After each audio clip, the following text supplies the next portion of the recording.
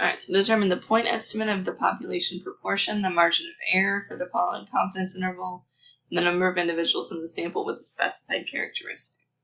Alright, I'm just going to kind of walk you through the steps here. You have your lower bound and your upper bound. So the point estimate is directly in the middle of the lower and the upper bound.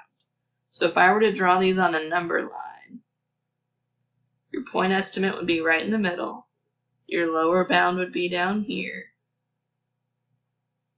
And your upper bound would be up here.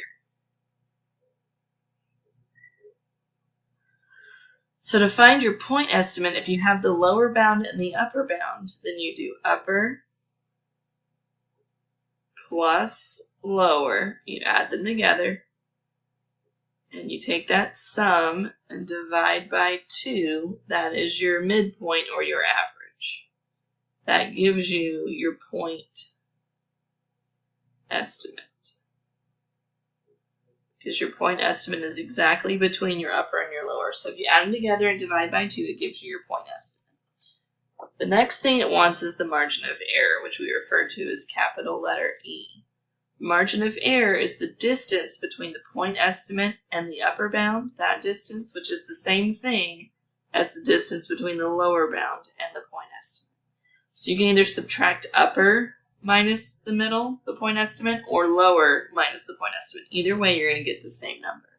I typically tend to do the upper bound minus the point estimate. That's going to give you the distance between the two. Oh, sorry. Right with the digital pen here, estimate. So again, that's the distance from the middle to the upper bound. That's your positive margin.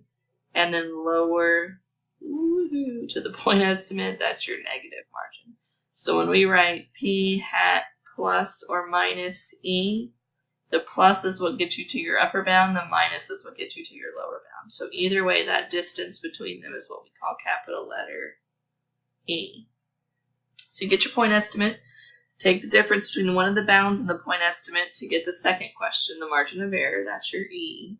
And then the number of individuals in the sample with a specified characteristic, you're going to take your point estimate, which we call P hat, and you're going to take that point estimate that you calculated and you're going to multiply by your sample size.